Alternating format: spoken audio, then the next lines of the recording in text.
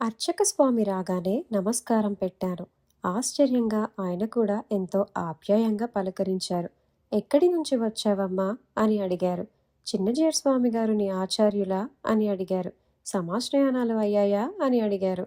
ఎందుకో ఆ క్షణంలో అర్చక స్వామి మాట్లాడుతున్నట్టు కాకుండా స్వామివారే పలకరిస్తున్నట్టు అనిపించింది.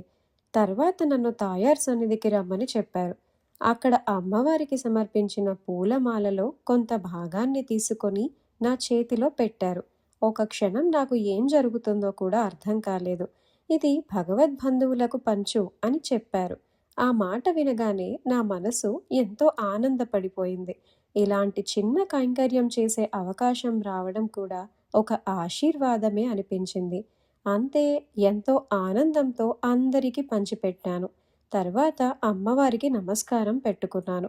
తర్వాత అప్పాకుడతాన్ దర్శనం అయింది. ఎంత దర్జాగా ఉన్నారంటే పక్కనే కుండ ఉంచుకుని ఇటురా అని పిలుస్తున్నట్టుగా పెద్ద చిరునవ్వుతో ఎంతో ఆప్యాయంగా దర్శనమిస్తున్నారు.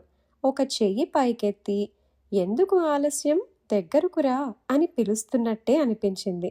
దర్శనం చేసుకుంటూ ఉండగా మనసులో ఒక చిన్న కోరిక చెప్పాను. స్వామి, నాకు పెరుగు అన్నం తినాలని ఉంది. అప్పుడు అది చిన్న కోరికగా అనిపించింది, కానీ తర్వాత జరిగినది చూస్తే ఆ మాట ఆయన విన్నట్టే అనిపించింది. బయలుదేరే ముందు ఇంకోసారి వెనక్కి తిరిగి స్వామివారిని చూసుకున్నాను. కొన్నిసార్లు ఒక దర్శనం సరిపోదు కదా, మనసు ఇంకోసారి చూడాలని అడుగుతుంది. మనసులో మరోసారి నమస్కారం పెట్టుకుని కొండంత సంతోషంతో తదుపరి దివ్యదేశం వైపు బయలుదేరాము. మా తదుపరి గమ్యం అన్బిల్. కావేరీ తీరాన ఉన్న ఈ ప్రశాంతమైన దివ్యదేశంలో సుందరరాజ పెరుమాళ్లు దర్శనమిస్తారు. ప్రయాణంలో ఎన్నో ఆలయాలు చూస్తాం, కానీ కొన్ని క్షేత్రాలు మొదటి చూపులోనే నేను ఉన్నా కదా, ఇంకేంటి భయం అని చెప్పినట్టుగా అనిపిస్తాయి. అన్బిల్ అలాంటి చోటు. ఎట్టకేలకు సుందరరాజ పెరుమాళ్ సన్నిధి చేరుకున్నాము. ఆలయ ప్రాంగణాన్ని చాలా చక్కగా తీర్చిదిద్దారు. శుభ్రంగా ప్రశాంతంగా ఉంది. అప్పటికే సూర్యుడు అస్తమించడానికి సిద్ధమవుతున్నాడు. ఆ గోపురం, ఆ ధ్వజస్తంభం వెనుక నెమ్మదిగా అస్తమిస్తున్న సూర్యుడు.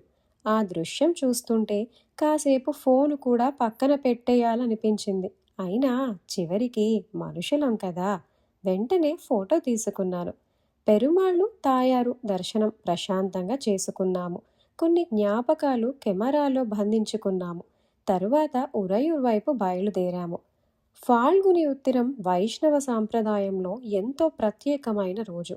ఆ రోజు పెరుమాళ్ళు తాయారు ఇద్దరూ కలిసి భక్తులకు దర్శనమిస్తారు. అందుకే ఈ రోజున ఇద్దరినీ కలిసి దర్శించడం అత్యంత మంగళకరంగా భావిస్తారు. కథ ప్రకారం ఒకరోజు పెరుమాళ్ళు ఊరిలో ఏం జరుగుతుందో చూడాలని బయలుదేరుతారు.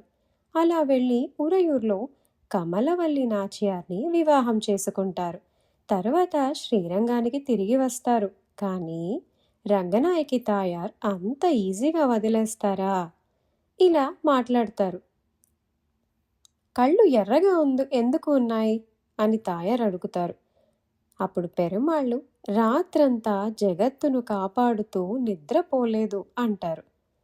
అప్పుడు తాయారు అయితే తిలకం ఎందుకు చెదిరిపోయింది అని అడుగుతారు. వెంటనే పెరుమాళ్ళు సూర్యుడి వేడి వల్ల అంటారు. వెంటనే తాయారు పెదవులు ఎందుకు ఇలా ఉన్నాయి అని అడుగుతారు. వెంటనే పెరుమాళ్ళు పాంచజన్యం ఊదుతూ అసురులను సంహరించాను అని అంటారు. అప్పుడు తాయారు అయితే ఈ కుంకుమ అని అడుగుతారు. పెరుమాళ్ళు భక్తులు సమర్పించినదే అని చెబుతారు.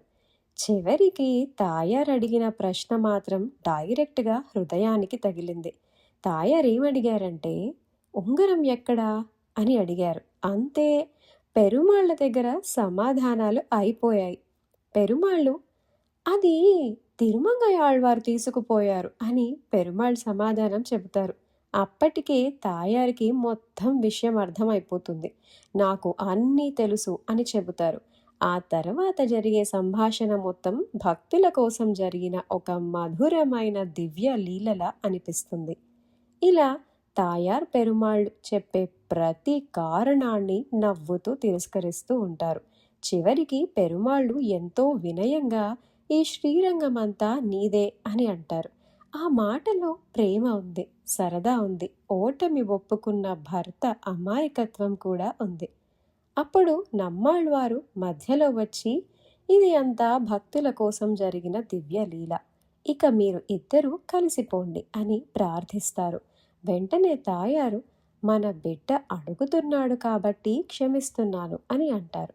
లేకపోతే అంత ఈజీగా క్షమించేదాన్ని కాదు అని చెప్పినట్టుగా ఉంటుంది. అందుకే ఫాల్గుని ఉత్తిరం కేవలం ఒక ఉత్సవం కాదు, అది పెరుమాళ్ళు తాయారు ప్రేమను, అనుబంధాన్ని, దివ్య లీలను గుర్తు చేసే ప్రత్యేకమైన రోజు. అందుకే భక్తులు ఎంతో భక్తి శ్రద్ధలతో జరుపుకుంటారు. ఉరయూర్లో కమలవల్లి నాచియార్ దర్శనమయ్యాక నేను నిజంగానే కొన్ని క్షణాలు అలా చూస్తూ ఉండిపోయాను. అమ్మా అని మళ్ళీ మళ్ళీ పిలవాలనిపించేంత ఆప్యాయంగా దర్శనమిచ్చారు. ఇంకా వెనక నిలబడ్డ పెరుమాళ్ళని చూస్తే మరీ ముద్దొచ్చింది. చూస్తుంటే ఒక విషయం స్పష్టంగా అర్థమైంది. అయ్యకి అమ్మ అంటే చాలా ఇష్టం. అందుకే అమ్మ ముందుంటే తాను కాస్త వెనక నిలబడి అమ్మ చెప్పిందే ఫైనల్ అన్నట్టుగా దర్శనమిస్తున్నారు. అమ్మకి పూర్తి పెత్తనం ఇచ్చేసినట్టే అనిపించింది. అమ్మ చెప్పిందే ధర్మం అన్నట్టుగా సరే అని తలూపే భర్తల దర్శనమిస్తున్నారన్నమాట. అన్యోన్య దంపతులు అంటే వీళ్ళనే అంటారేమో అనిపించింది. నిజం చెప్పాలంటే అయ్య మాత్రం అమ్మ ఏదంటే అదే సుమి. చర్చలు, వాదనలు ఏమీ లేవు. అప్పటికే సాయంత్రం పూర్తిగా చీకటిలోకి జారిపోయింది. అందుకే మళ్ళీ మేము శ్రీరంగం బయలుదేరి మఠం చేరుకున్నాము. కాస్త ఫ్రెష్ అయ్యి ఇడ్లీ, సాంబార్, చట్నీతో సరళమైన కానీ రుచికరమైన డిన్నర్ ముగించాము. ఆలయ దర్శనానికి ఇంకా కొంచెం సమయం ఉండటంతో మేము ఏం చేశామో నెక్స్ట్ వీడియోలో చెబుతాను.